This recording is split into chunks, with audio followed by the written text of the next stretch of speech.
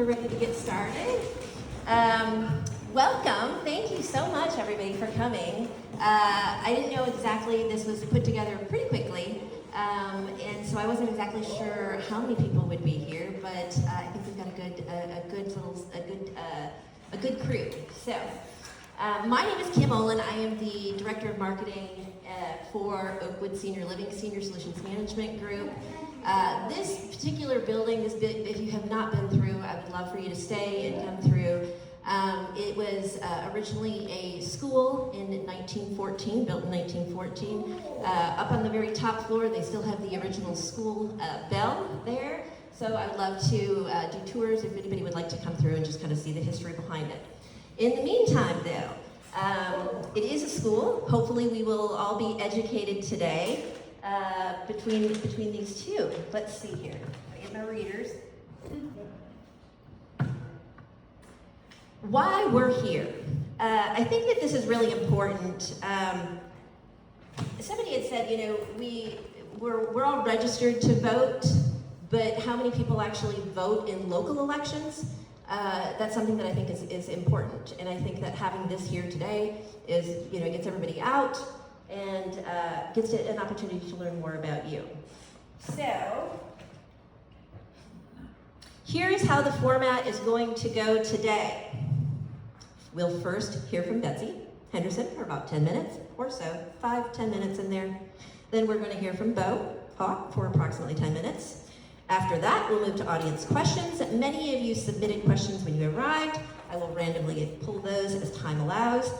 Both candidates will have an opportunity to answer each question, and we will alternate which candidate answers first. I'll ask each candidate to keep those answers to approximately 1 minute so we can get to as many questions as possible. At the end, each candidate will have 2 minutes for final remarks. Again, thank you everybody for being here. Please help me welcome Miss Betsy Henderson. Thank you so much. Thank you for having us here today, and thanks for coming out. Early voting does start today, so definitely get out and vote. My name is Betsy Henderson. I'll tell y'all a little bit about myself, my record of leadership, what I've been doing here in Knox County, and just my vision for Knox County Mayor. So I was born and raised here in East Tennessee. My mom grew up in South Knoxville, so she was born and raised here as well. So this has been home for me for many years. My dad came here from Greece when he was 16 years old. His parents gave him $50, tied around his neck, and put him on a boat through Ellis Island for opportunity and a better life. My dad didn't graduate high school. He came over here and taught himself English and worked hard and started opening up restaurants. So my dad had the Varsity Inn on UT campus, along with my uncle and a couple other restaurants in Knox County. There's a lot of Greek people that own restaurants. If you've eaten at a restaurant in Knox County, a Greek probably owns it. So I'm very proud of my parents, my family's journey, where I come from, and it's through that I've learned hard work, grit, determination. You know, when you're the daughter of 2 small business owners, you see firsthand that when you do own small businesses, you are the CEO, you are the janitor, you stock the shelves, you're the bookkeeper, and our small businesses are the fabric and backbone of our county. I went to UT and I graduated in 2001 and moved to DC the week of 9/11 to work for Congressman Duncan. So I'm very grateful to Congressman Duncan for giving me my first opportunity out of college, and he's been a great mentor to me for decades. I met my husband in DC and we started our family up there. We have 2 children, and when our kids were 3 and 5, you good? I do that all the time. You should see my phone, it is not in good shape. So when our kids were 3 and 5, we thought, you know what, we need to move, we need to settle down somewhere that shares our morals and values, and we moved back home to Knox County. Our kids are now 15 and 17, so as y'all know, time really does fly by. And I just want to kind of just give a plug to my son. You know, the veteran community is something that's really important to our family. So my son just finished his Eagle Scout project at the East Tennessee Veterans Cemetery. He built a sidewalk, a concrete patio, and a fire pit to properly retire American flags for the community. And it's right by their chapel off of John Sevier Highway. And this summer he won Eagle Scout of the Year for the state of Tennessee for the American Legion. So I'm really proud of my kiddos. In 2020, I decided to run for the school board because why not run for an elected office during a global pandemic? So I ran for the school board, and it has been a wonderful experience. I've enjoyed my time on the school board. I served as chair for 2 of those years, and in the 6 years that I've been on the school board, we've gotten back to the basics. Our literacy scores have increased by 10% over the past 4 years. Math scores have increased by 9%. I always say if God gives you an opportunity and a place to make a difference, you have to take that. And something that's really important to me is literacy. So when I was elected to the school board, I went to Mayor Jacobs and said, what do you think about starting a countywide literacy program together? And he said, let's do it. And so we're on year 6 of our countywide literacy program called One Book Read City. We're in 53 elementary schools. We purchased 30,000 books for K through 5 students. And we have community programming around that, career-based programming around that as well. I help bring 865 Academies here to Knox County, which reimagines the high school experience, so every child has a pathway. I think college works for a lot of kids, but not everybody, and so every student should have a pathway to success, an opportunity here in their community.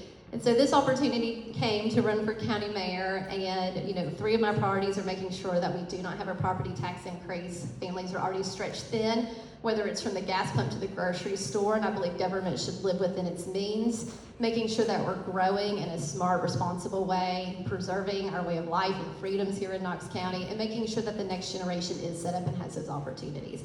So thank you so much for having us today.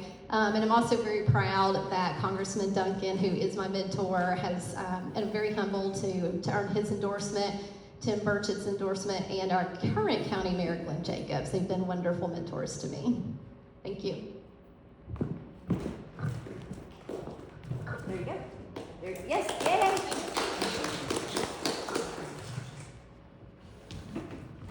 Everybody, thanks for having me here today. I'm Beau. I'm a iron worker. I'm with the Building Trades Council, so that's all the construction unions. I represent the interests of those folks, the laborers, the operating engineers, pipe fitters, carpenters, etc. I'm the president of the Central Labor Council, which is made up of just about almost 40 unions now across East Tennessee, thousands of workers in all kinds of different sectors. So I've been doing a lot of stuff in my career to kind of fight for working people, set up some programs, to try to get people into better opportunities for careers in the construction industry through skilled trades apprenticeship programs.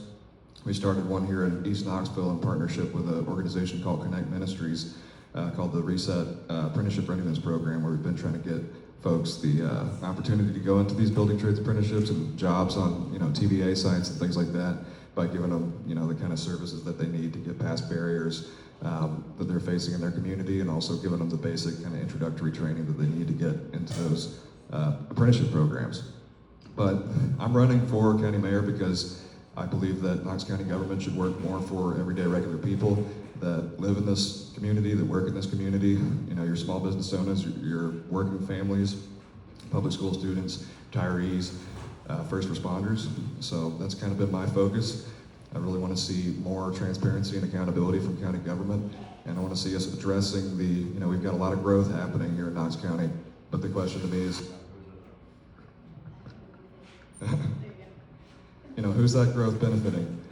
Because right now I think so much of the burden of the growth is on, regular middle class folks that are really struggling with the cost of rent, with the cost of gas, with the cost of groceries, and I'm really well acquainted with the cost of living crisis because I was a homeowner before I moved here and I'm now renting, and it's been, daunting how much my rent has gone up just in the past 4 or 5 years. So I appreciate the opportunity to speak with y'all, and I'll just say that, making sure that county government is working for everyday people, that means that we do need to show up and tackle the housing affordability crisis. It means we need to actually strengthen our public schools invest in our infrastructure, make sure that we're strengthening and expanding our public services, and it means that we do need to bring that real accountability to county government. So I appreciate the opportunity to speak to y'all. I'm honored to have a conversation with you afterwards and to earn your vote this August 6th, or if you want to early vote, today through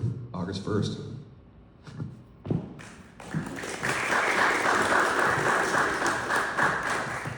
Okay, I think I'm gonna start with some questions, y'all. I've never done this before, this is fun.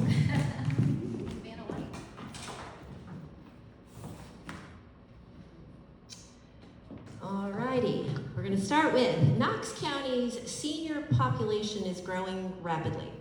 What is your vision for making Knox County a better place to age?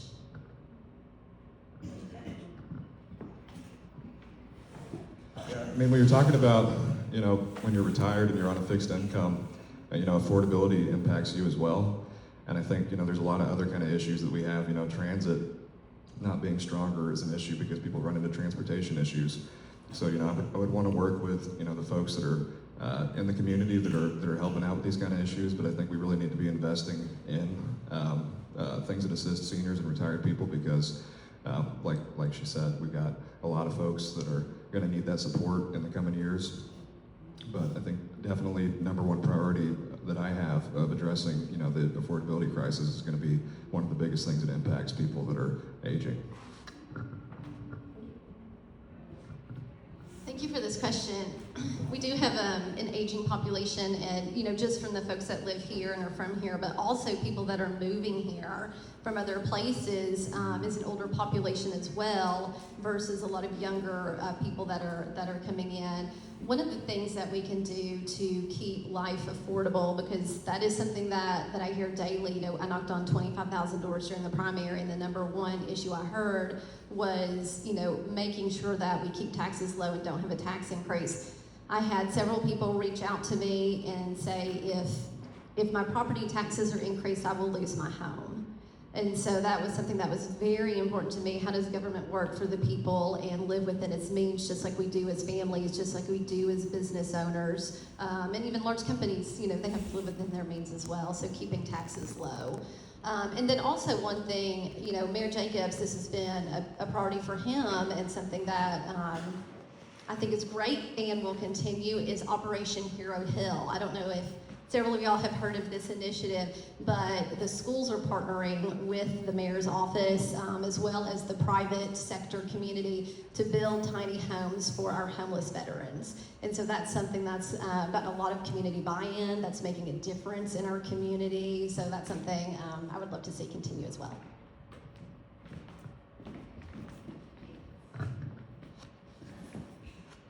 Okay, next question. If elected, what is your plan to address the affordable housing crisis? I make decent wages, but can barely afford rent. Yeah, so this is, again, something that I'm pretty well acquainted with because my salary is tied to the top rate for a journeyman iron worker in the field. And, that's by no means a lucrative salary, but, I'm proud of the wages that we've negotiated for our iron workers, but it's making that as a salary, it's still not keeping up with the rising rent. So it's something that we do have to critically address. I say that it's a supply and demand issue. There's a lot of concerns about the way development is happening in Knox County, so I think it's a matter of trying to work with the business community as much as possible, partner with them, incentivize them, try to guide development as much as we can to be in the places where their infrastructure is in place to support it, and making sure that we're getting enough housing stock and enough varieties of housing and price points, more workforce housing, that we can actually get, people just need homes to live in. So there's not enough of them right now, but we can do that in a way where we're preventing sprawl out into the rural parts of the county, and we're accounting for the kind of lack of infrastructure. Because right now, the way things have been kind of recklessly moving out there into the rural areas, there's just not been anything in place to support it, and that's just kind of compounding the problem. So I would want to do as much as we can to, partner with the business community, invest in our infrastructure, and make sure that we're guiding development to have more housing options so that working people can afford to, and everybody can afford to live here. Thank you. I think this is a great question, and it's multifaceted as well. And you know, it's not just for our young people as well. My parents just downsized, and just the amount of taxes that were taken out during that sale was crazy. But I think we need to focus too on high-paying, high-quality jobs for folks here in our county. You know, working with, I mentioned 865 Academies, that's partnering with our businesses, making sure that kids, students, younger people know what opportunities are here in Knox County, but then also attracting companies here to our county with high-paying, high-quality jobs as well. And then also working in a regional model.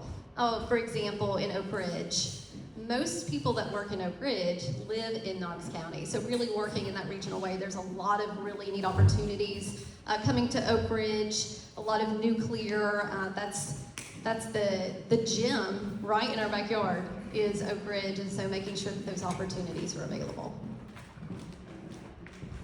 Do you want to hold that? I think it's back and forth. Okay. Let's see here. This is a fun one. Tell us about a time you changed your mind after hearing from somebody in the community. I'd say the time I changed my mind, well, one, I always stick to my values and principles and my moral compass, so that kind of guides the decisions I make. I'm really proud of my upbringing and the foundation that my parents built for me. And I'd say, you know, during COVID, it made sense for the school district. I wasn't on the school board at the time, so I didn't vote on this, but I came on to the school board around this time. But we decided to be a one-to-one school district, which means every child during COVID got a computer or a device. It made sense during that time, so kids, if schools shut down or kids had to work remotely, they had that device so they could continue learning and being educated. But now, you know, we're having those discussions on the school board that it doesn't make sense right now. And so we've had a lot of parents, a lot of community input. I'm working with a group of parents right now to get back to pen and paper, I like to say. And so that's one example, I think, of something that worked well for the time. But, you know, let's go back to that and see if it makes sense right now. But, you know, I always go back to my principles and values is what guides my decisions. A good example of this for me is hyperscale AI data centers, because, you know, some of y'all might be aware I took a really hard stance that we, you know, not a single square foot of Knox County, I don't want to see it devoted to an AI data center. I want to make sure that we don't have them here. And the reason why I got there, you know, personally, I was still, you know, not a huge fan of having one here in our backyard, but as someone who works for the building trades, and my role is really trying to make sure that we have a steady stream of skilled, you know, primarily nuclear construction workforce, going to Oak Ridge, going to all these energy projects, all these new nuclear builds. You know, we're generally agnostic in the building trades unions about the projects, you know, it's a pipeline or a data center. We just want to make sure that it's built union and built, you know, with good jobs for people to, you know, be employed on when they're building that in the community. So I've been doing a lot of work to try to reach out and work with communities more closely to try to get some alignment between, you know, labor and the community on these kind of things. And I've heard so many constituents coming to me saying how concerned they are about having one of these data centers. And the thing is, you know, I could kind of look at, there are some nuances where, you know, there's technology where they can kind of recycle the water or cut down on the noise pollution. There's, you know, ideas for, you know, self-generating some or all of the power that's powering that data center, but I just don't see that. You know, I think the worst version of it is what would happen in Knox County as it currently stands. So that really, you know, hearing from folks in the community really informed my decision to just say, yeah, we don't need to have them at all. I'm totally against it. Thank you. Okay, if you could invest $1 million into only one area that would have the greatest long-term impact on Knox County, where would you invest it and why? Yeah. 1 million? You said- 1 million.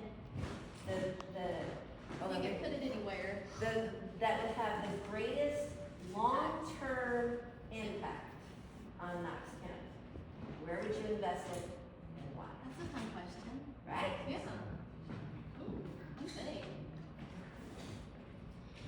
There are a lot of options, infrastructure was kind of the first thing that came to my mind, but really I think the more that we put resources and funding into workforce development programs that are going to give people more opportunities to get, transition into better careers, I think that's the best long-term investment, especially because, it's the other side of the equation, as, Betsy was kind of referring to earlier, from the, just the cost of things is having that good job. But whether people are coming out of school to go into the military, or they're going to go to university, or they're going to go into the skilled trades, having a plan and an idea of what you want to do and a path forward to get there, and having the partnerships in place with the employers and the educational institutions to make sure that's happening.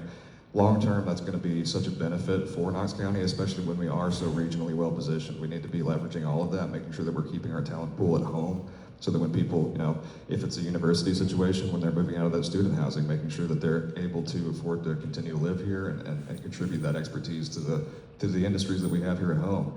Because we could really be, we're positioned to be dominant in this region, and I want to see us fulfill that potential. So that's how I would address that. I like this question. I don't disagree. I think, workforce development to make sure that the next generation has the opportunity for the American dream. Can Beau like $1 million and he can put it in workforce development? But he did hit on infrastructure too, which I'll go with infrastructure just because our roads are lagging. We're growing at such a rapid rate. We're one of the highest or fastest growing counties in the country, which is a blessing that people want to be here and they found out the secret of Knox County. But in that we're growing at such a rate, our roads and our utilities, when we talk about infrastructure, it also includes our utilities, can't really keep up. So I'd probably invest that money in our infrastructure needs. But I think that workforce and infrastructure are two great things. Okay, now I can read these questions, right? Okay, so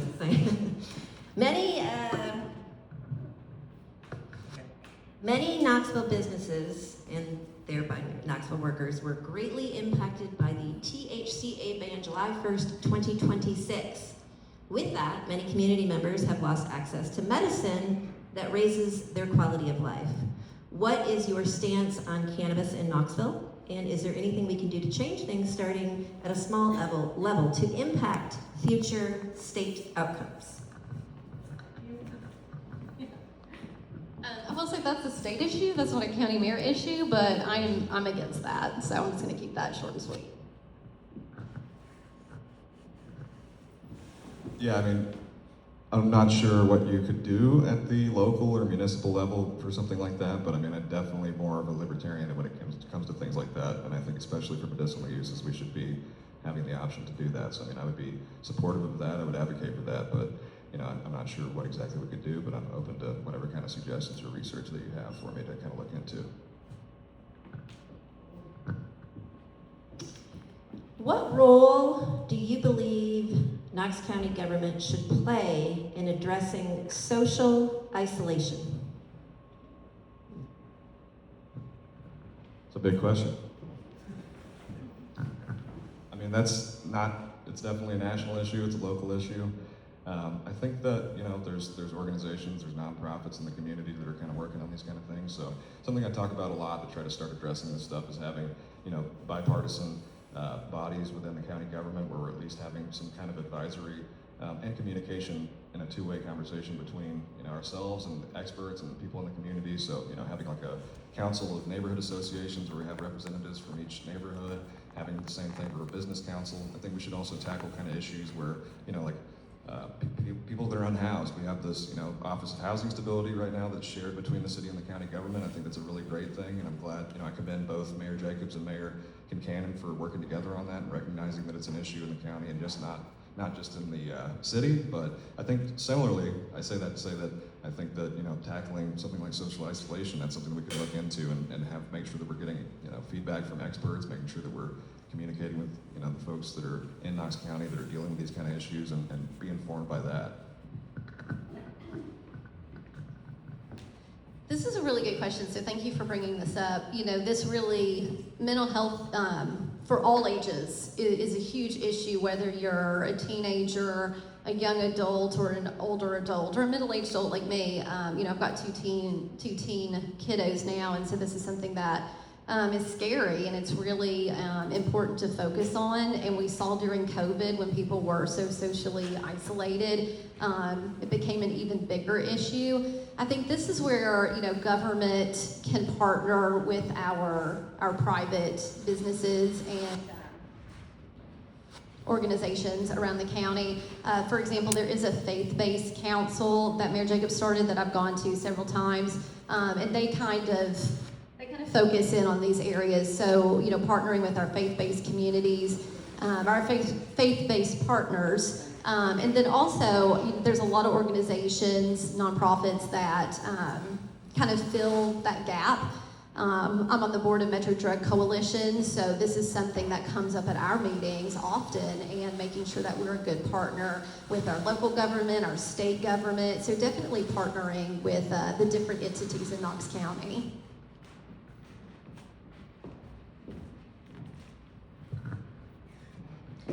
I'm going to go back to this one. This probably will be super easy for you here. How will you help support Knox County schools if you are elected? So, you know, it's important to kind of make the distinction, and we'll probably maybe have like a similar kind of foundation to answering this, because, you know, it's about building a relationship with, you know, the same way that you build a relationship as mayor with the sheriff or with the commission. You know, you're building a relationship with the school board, making sure that there's communication happening there. And, you know, I think it's important that the mayor, you know, that your role is really to set the priorities and try to get, you know, as much consensus around those priorities as you can by working with the other parts of county government. So, I mean, advocating for public schools, making sure that we are, you know, avoiding the kind of situations that we've gotten into where, you know, funds have been slashed from our education budget. But I think that, you know, making sure that we always have that priority when we're budgeting is a big part of that, because, you know, what happened here recently, I think it's really good to be, you know, taking better care of our county employees, but I would rather not see it at the expense of education, because, you know, seeing tired teachers being, you know, let go right now, it's not a good thing to see. Thank you for this question. So I've served on the school board for the past 6 years. We have an amazing superintendent. Hello. Okay, there. I mean, I can be loud if I need to. You know, we have an amazing superintendent, Dr. John Weiswick. I was on the superintendent search committee to bring Dr. Weiswick in that role, and so really having that good working relationship with our superintendent, with our school board, is very important. And then also, you know, fighting for families, being a voice for families, and making sure that they get the opportunities they need as well is very important. And then, you know, working with our state delegation. A lot of the laws that we have to work at or work with at the local level is set at the state level. So having that good relationship with our state delegation, and I've worked for several years with our state delegation to get some stuff done, and so we have a great relationship as well.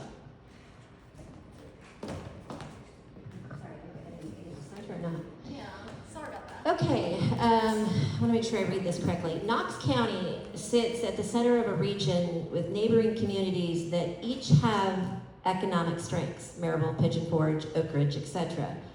What would you do to ensure that Knoxville stays the center of the business and economic opportunities of the region? And what experience do you have?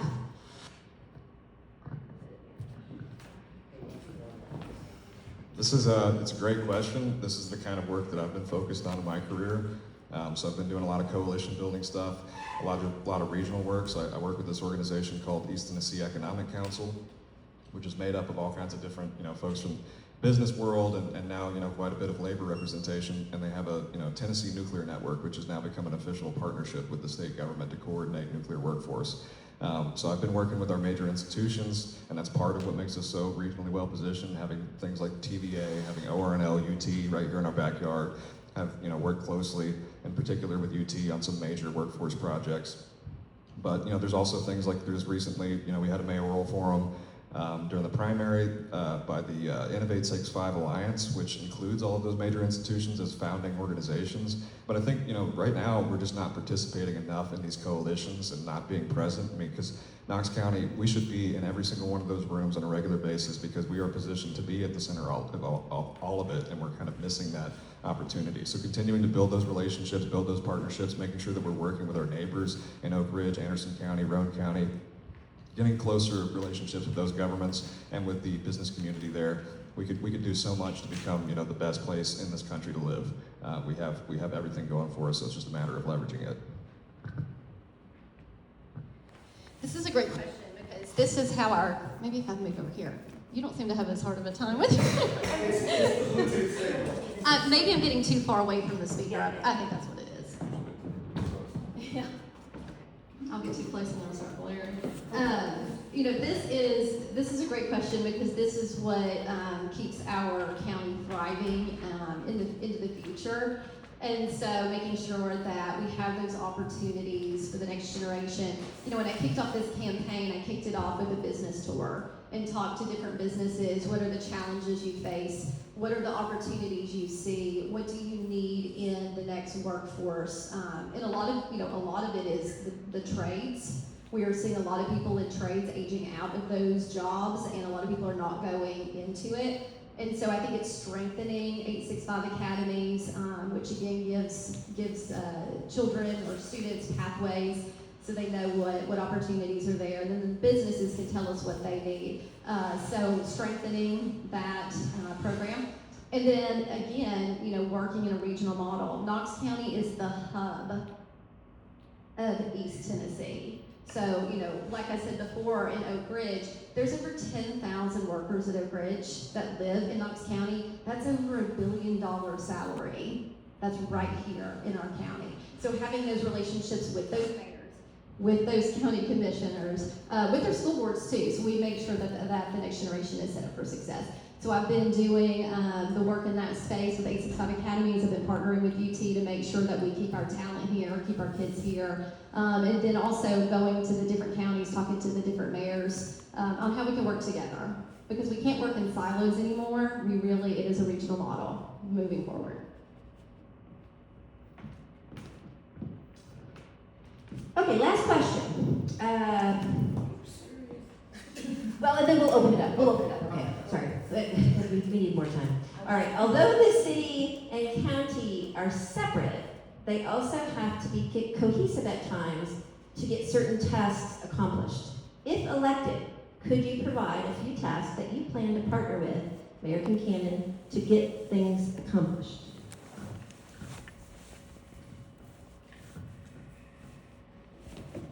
So a great place to start, I mentioned earlier, is the Office of Housing Stability. I think continuing that relationship that Mayor Jacobs currently has with Mayor Kincannon and the city, continuing to work on that partnership and build it up. I think especially things like where we can work together with the city more closely on things like 865 Academies would be a good thing. We share the urban wilderness. I think making sure that we're investing in our green spaces together with the city. There's a lot of opportunities for collaboration and working more closely with the city. And I'm encouraged to see how much it's happening right now, but it's a really great example of bipartisan leadership, and I want to see more of that, and I would want to lead by example on that. This is a good question because you do have to have a good working relationship with the city. The city is in the county, and so there's more things that you agree on than not agree on. Just like with the school board, we have a 5-4 split, 5 Republican, 4 Democrat. But our day-to-day business is primarily we get things done, and so it's just having that working relationship. One thing that I would like to see better. Continue a partnership with and work stronger on is our infrastructure. A lot of our roads are, I will take North Shore Drive for example, that is county, city, and state. And there's many roads in Knox County are like that, and people don't understand, they think it's all county, but really it's having those partnerships to make sure that the county is paving what they need to pave, the city is paving what they need to pave, and then advocating at the state level to make sure that those state roads are meeting the needs of our constituents. homelessness is not only a city issue, it is also a county issue. So working together to make sure that we are keeping our neighborhood safe, keeping our community safe, and getting help for the folks that need it. We really need to see some better outcomes because I'll be honest, every time I'm downtown, I see more and more homeless folks. But like I said, I see some out all over the county. So this is a real problem, and so we need to strengthen our efforts in that space as well. This is going to be the last question, maybe. Everybody, honey. Okay, yeah, thank you. Thank you, and I apologize for being late, because y'all had this at an hour where people are actually working. Here's my question to you both, because I've never met either one of you. I've seen you, but I've never met you, and I've just recently seen you, so nice to see you guys. Many residents feel unheard in City Hall, and especially with the school vouchers, and some are misunderstanding. How will you ensure ongoing meaningful input from communities of color, not just during an election, but at all times? And have either of you engaged with the poor pockets, and I'm speaking as a Black woman, of color, and if so, when? And if not, why is there no history of such? That's my question. And as I look at the audience, I do see a couple of us here. So I would like to know, because we always feel left out. We never feel heard, and we never are a part of nothing. We catch the tail end after decisions and answers have been made. And I don't want to use the race card. I'm human just like you guys, and I want to be a part of Knoxville, Tennessee too.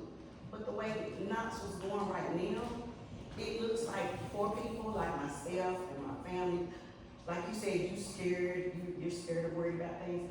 I have children and grandchildren too. And right now, the school system, when I was more engaged with it, was when they had the red wagon, Knoxville's Promise. So you've been on school board, I'm sure you remember that, where no children will be left behind, yet many are being left behind. And if you look at the media, they're telling us Tennessee is at the bottom of the barrel. And I want to know, how can that be changed? You may mention that you delegated.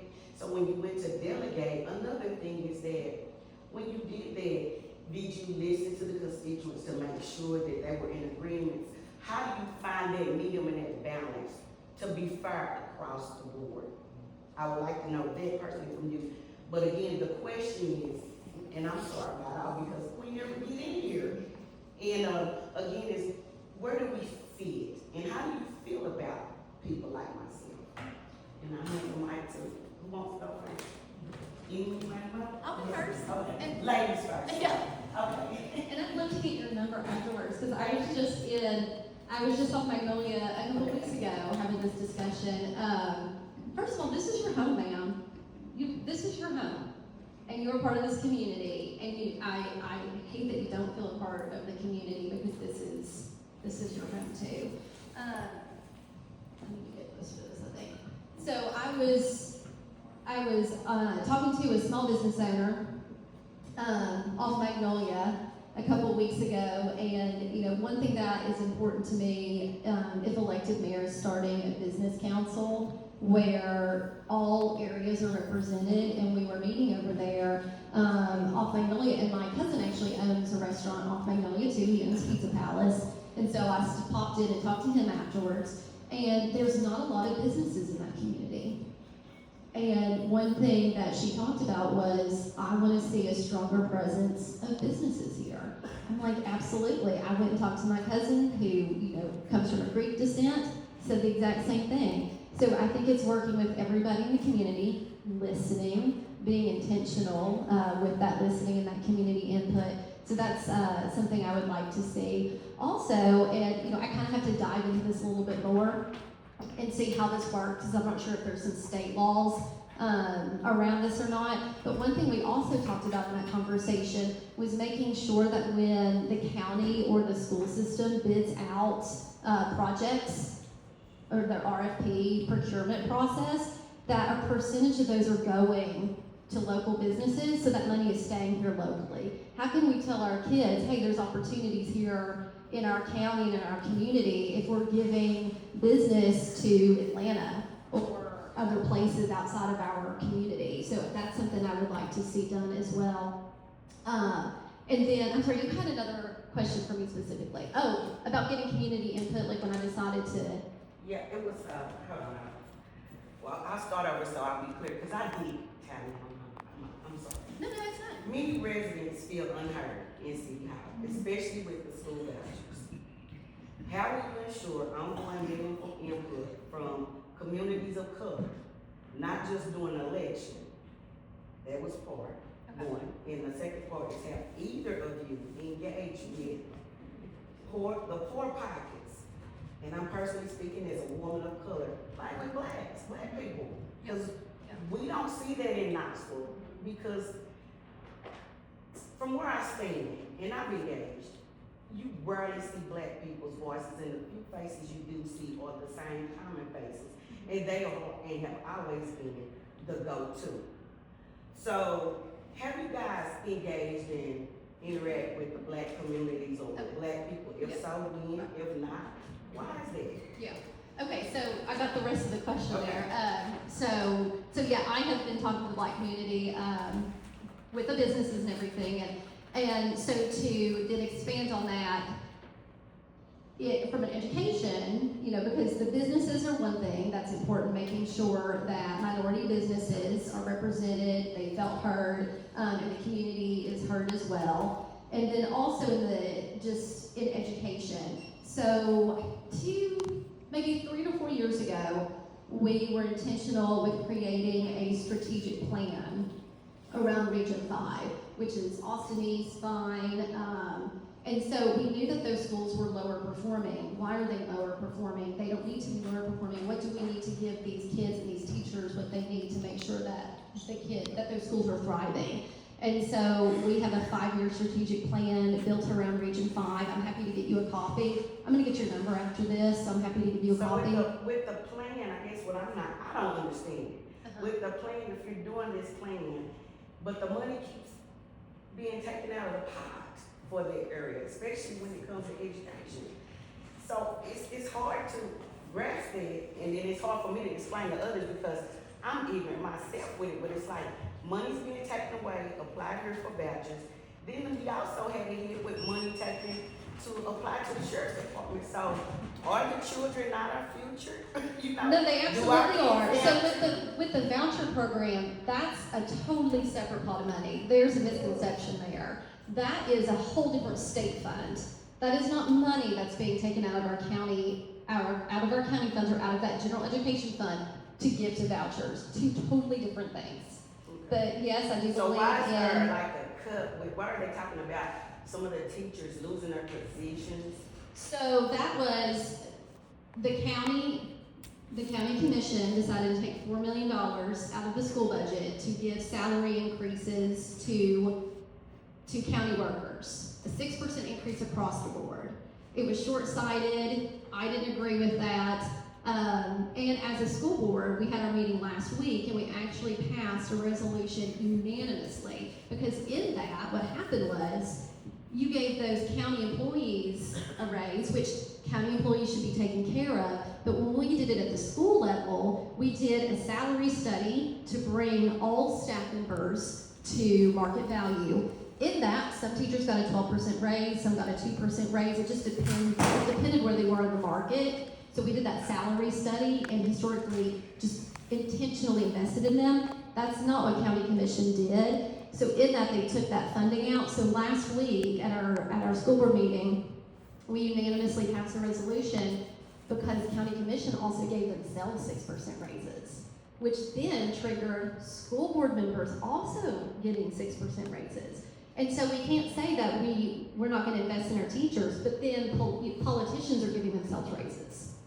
And so as a school board, unanimously, we have denied getting raises and we're asking County Commission to also deny themselves a 6% raise. With the 29 positions that you've heard in the news, 12 of those were vacancies, so those weren't positions. And in that, and this is why we have such a great leader, Dr. John Weiser, who's amazing. So 12 are vacant positions, not filled, not bodies in those positions. And the others, positions have been shifted around. No one's losing their job. Not one person is going to lose their job in that. I did fight for the voucher, the ESA program. I talked to a lot of community members about that. I did, ma'am. This is something I believe. Did you go to the black community thing? People reach out to me. There were some in the black community that reached out to me, absolutely. And then out of that, some people, after I went and testified in Nashville, a lot of people reached out to me after the fact and said, hey, I don't understand what this program is, one, philosophically, and what does this bill do? What can this bill do for my family? And that's when I started hearing from people in the different communities. And so I sat down with everybody, had coffee or lunch with every single person that reached out to me. The majority of people agreed with me after we had a discussion that I said, listen, we can leave this conversation, disagreeing, but as long as we have a respectful, civil conversation, I'm happy to tell anybody why I believe in what I do, why I do what I do. You never question where I stand. You'll always know where I stand on an issue. And so out of that came some really great conversations. The first time I ran for school board in 2019, 2020, I said I believe in this program. I was elected with huge margins. 2022, ran again. I've never hidden how I believed in this issue. Won again with huge margins.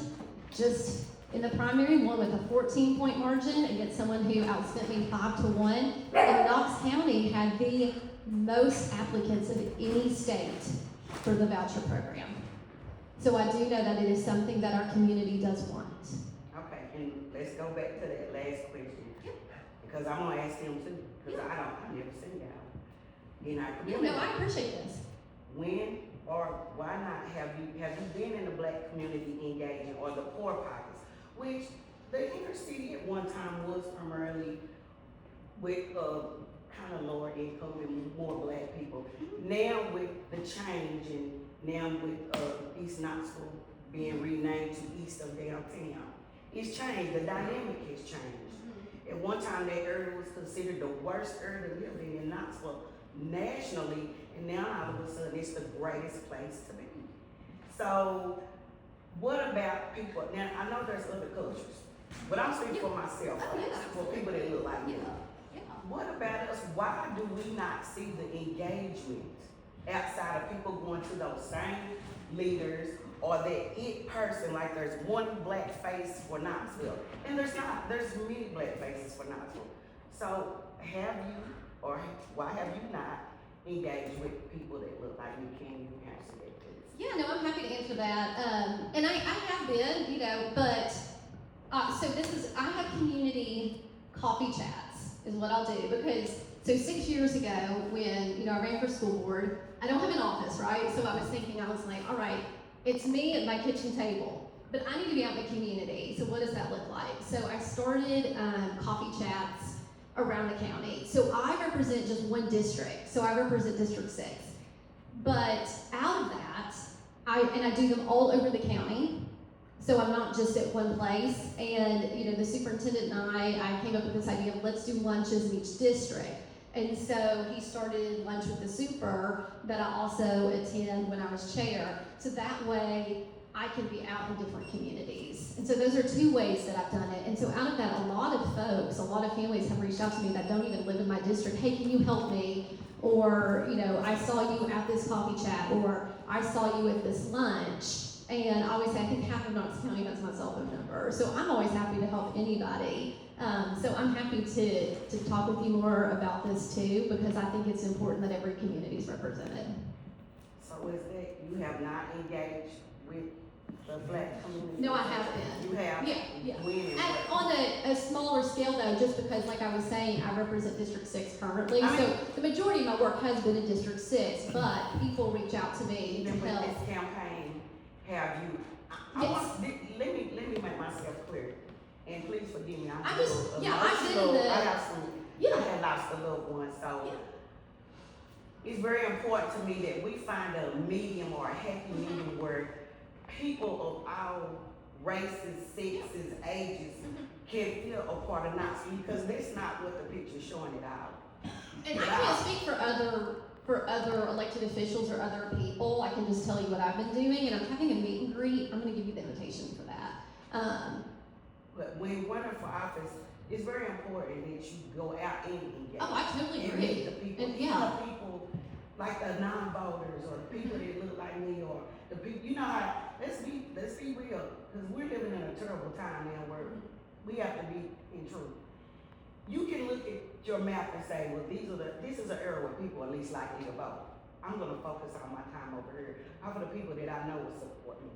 I'm not here to play with my future. I don't have much time. And I have children, and I have grandchildren there. And I don't have nothing to leave. I work and bust my butt so hard, and I try so hard to help. But all I see is no, not right now. I'll get back with you later. Everybody wants to condemn, throw away people, but nobody wants to come in and actually help. Yeah, and I tell you, And that, you can't yeah. forget that or overlook that. I can't. No, So people get tired of the system and they Yeah. want to quit because it's no good. I don't matter. My vote doesn't count. How do you encourage somebody to vote to let them know that their vote does count Yeah. when you're being ignored or overlooked or your question doesn't matter? Do you get what I'm saying? I totally hear you, and I've been, so, you know, when I was knocking doors, I'm knocking all over the place and listening to, you know, community members from every single community, and every single community has Have you been different in needs. black I communities? have, absolutely. Whereabouts? What area Yes. did you hit? Off Magnolia, out, I mean, I What can give you my about walk the list. Jeffersons, Cherry Street, Washington, Cherry Street? Skyline? Did you hit any of those? Yes, I can, Okay. I'm happy to give you my walk list if Okay, you want. cool. And, you know, when the I'm just saying. Greeks immigrated here, that's where they settled, Mhm. in that area. My cousin, like I said, owns, you know, Pizza Palace, he's been there for 65 years. I visit y'all. He's a huge part of the community, and the Greek people have been a huge part of the East Knox community. But one thing you hit on, which I totally agree with you, when people say no, that's a reason I ran for the school board too, because this system was so big. There's 91 schools, and I was hearing from families before I ran for the school board. I'm getting no, I can't get anywhere. I want to transfer for my child. It's getting denied. How do we get to, yes, how do we work for the people in Knox County? How do we work for those families? So one of the main reasons I ran for the school board was, how do I help people navigate this big system? How do we cut red tape? How do we get the bureaucracy? Because these are people's lives. They just want to live their life. So how do we make government work for people and just get it out of their way? And so that is one of the biggest reasons that I ran for school board. I remember I was having a conversation with somebody with facilities once, and he told me no. Well, first of all, I started this conversation. I said, I know you're going to tell me no. I want to know how we get to yes, and how do we get there. I need you to help me do that, because I'm not going to go back to this community and tell them the answer is no. So you when I work know it with can be Butler, done. correct? What's that? You work with Butler, who was on the school board, correct? Yes. Okay. Yeah, we're on several committees The together. communication wasn't good community with him, especially in our district. It was not. Okay. I'm just being truthful. No, I'm glad. No, you have to hear this, It was you know? terrible. It Yeah. was terrible to be Okay. factual. But why is it that we don't see people of different cultures, like it's blacks, Hispanics, Latinos, whatever, in leadership positions in the school board, and even like principals? Why is that so? That's a good question. I mean, I would like to see more of that, but more people running, I don't know. I've asked people over for my school board seat, and they told me no. Yeah, but even like with, as long as you've been in that seat, Mhm. why is it that we don't see a colorful leadership or more principals in school systems that look? I will tell you, I will get you the stats on that, because we have increased that. We have increased that. So, but I want to get you, that's what I'm going to get you the numbers. I don't know the numbers off the top of my head. So that's why, let's exchange numbers, because I want to get you that strategic plan, and I want to get you those numbers, because that's been something that has been important to us over the past 4 years on the school board. So we have made tremendous gains in that, but I want to get you those numbers for sure. And I'll let Beau, I'm so sorry to use the It's like I'm trying to crash and what your question is. I'm happy to. And I'm sorry, but you didn't even repeat. I'm sorry. I'll stop and at certain points to make sure, because I was trying to remember everything that you talked about, because there's a lot of stuff that resonated with me. But one thing that jumped out at me when you were talking about, taking, particular votes for granted. Me and Brianna Holloway, right here, was running for school board District 1. We were knocking doors together, and we posted about it, and somebody said some kind of snarky comment about, why don't you go and knock doors? Because they're going to vote for you anyway, so why are you even over there? And I really liked what Brianna said. It was, something like, I want my community's voice to be heard. That's why we're out here. We need to be talking to the folks that are, actually going to be represented by us, and not just during, campaign season, the way that you, just pointed out. But generally, the theme of, people being not heard, I don't have the exact same experience, but I will say it resonated with me when you were talking about some of that stuff, because, I talk a lot about being raised by a single mom who cleaned houses for a living. Part of my motivation to, seek public office is seeing how invisible of a person she was, and how much, our concerns were just kind of, it was constantly, we were just struggling to survive, my entire childhood. So, and it was completely just off the radar of, the rest of society. So I think a lot of people are going through that, and people really do need to have more of a voice. But I wanted to give like a specific experience to your point about engaging with the community that I'm really, proud of, and happy to talk to you more about it. But I've been working on that Reset Apprenticeship Readiness Program that I mentioned earlier. But that started as a process where we were having meetings with folks in East Knoxville and Burlington, where I was kind of coming from the building trade unions, and we're meeting in churches and everything like that. And we were starting out with a lot of really hard conversations where, it was a lot of listening, but it was starting off with saying, hey, I know there's a lot of bad history here between, the unions that are majority white and the black community. So, let's talk about it. I just want to build a bridge and acknowledge all that stuff out of the gate as the foundation. So, and it was a lot of listening, and a lot of, making sure that I was getting the rest of the, building trades folks with us to also listen. But, what we were hearing a lot of was, we don't feel heard. We feel like, government, we don't have a voice. And we came to the unions years ago, and we tried to partner with them back then. There was a lot of, skepticism and cynicism about when we initially came, I think, rightfully so, because they were they felt shut out by the unions at that time. So we were trying to build this partnership to try to, build some goodwill and build some, solidarity between, the building trade unions and the community. So getting that program off the ground and actually making sure that we were doing things, materially to benefit people's lives and give them an opportunity to get into the building trade apprenticeships, making sure they have a mentor that's able to guide them and keep them going on that path. I'm really happy to see the folks that have gone into those apprenticeships, how, hearing the feedback from parents that have said, how happy they are to see them finally able to make that transition, because Connect Ministries, the folks that we're working with and continue to work with, they were already doing a lot of really good work to, help people with workforce stuff and to provide, wraparound services. So that's what they were doing for our program, but, that has been like a really fruitful relationship, I think, and it came from, just showing up every day, and that's what I want to do, outside of the campaign season. I've been showing up as much as I can during this time, but, in office as mayor, I want to continue to show up. I want to not just have people come to me, but I would want to go to them, go back into the community, go back into East Knoxville, Burlington, those areas, and make sure that people, are able to kind of hold me to account on things. So that's been, a lot of my experience there. But did you? Yes, it was. Hold on. I'm sorry. Okay.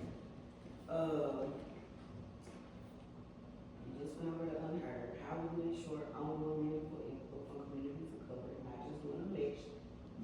Either you engage with the poor pockets, and I'm speaking personally as a woman of color, it's so many words. So, you said you went to Burlington, Connect Ministry. Right. Okay, I know her, I know them, I know where you are. Before you decided to run for office, could you tell us a little bit about what you're doing? I mean, I'm just gonna be raw with both of y'all. But I seen a smirk online about you being in Venezuela. I would like for you to answer that issue. And also, I would like to make a close on that with you too. Please. A closing question after that. So just right now, you're just wanting the Venezuela question? Or? Yeah, so I did put out a statement yesterday about this. So I encourage folks to look that up on our campaign pages. But, the statements that have been put out there, the kind of smear campaign about me having supported, a foreign government or a dictator, all that is completely, fabricated. I was there for workers' rights, and it's been completely misconstrued by my opposition, I think, to be fair. So Look, it's been quite the experience that every time I open my phone, see people posting pictures of mooses with my name because of that, smear campaign. It's been not a fun time, but that's not accurate. That's not what I stand for. I've always, showed up for working people, for regular everyday people, and that's what I'm gonna continue to do. Okay. I would say, let me see, it was one more part. I'm sorry, real quick, girl. Well, you're not in the school system because you've not ran or been a part of anything, so I don't think you will be able to answer this question about the leadership and why do we not see more diversity in leadership and principal. But what I can say is this, it's a stigma that has always went on in the black community. If we're adults now, so we should be clear. Like I said, black people do not feel like they're a part of it. Sometimes people have it's a lot of racism going on, and when you both running for office, you're gonna be attacked, you're gonna smear. I hate that part about it, because some people like myself are just being for the fact, because we don't have time to worry about or ensuring that you guys are doing what you're supposed to be doing, because we work and we can't keep up. And 9 times out of 10, most of the people don't understand the language. We're tired of the cherry picking. We're tired of the people with the big books rolling over the poor people, and we just want to know if you guys are going to be fair. And how do you view black people? What is your thought on black people? Both you asked the last question. To quote Jerry Maguire, I love black people, but I've really enjoyed my relationship with a lot of close friends here in high school. You have black friends? Yeah. If you want to talk to Miss Cynthia Finch, the mayor of Burlington, she might be able to give you a character reference. I won't copy it. I'm asking you. I'm going to the source. I want to ask. I just want you to speak into it. Yeah, I mean that's my truth. I mean, Okay. Yeah. And yourself? Ma'am, yeah. Ma'am, we're just all people, just living our lives. You got black friends? Yes, I do, ma'am. You got a couple? What's that? Can you name a couple? Yeah, Kimberly Black. I know. Do you know Kimberly? I do not know. She was so sweet. She did an endorsement video for me. She is a part of the business community. She's a sweet, sweet friend. Heath Foster is doing a meet and greet for me next week. Next week or the week after that. Are you guys friends or working? What's that? Are you guys friends or just working associates? No, we're friends. We're friends. Yeah, and talk often and meet. So, and we're all people living our lives, ma'am. And that's just a question that was asked, and that one didn't come from me, but still people want to know. Oh, But I appreciate you guys for answering the questions. I apologize for being late. If I get any questions, I'm gonna tag you guys. I know it's early voting, and people are calling in curious, and no one knows you guys, so they're like, who are these people?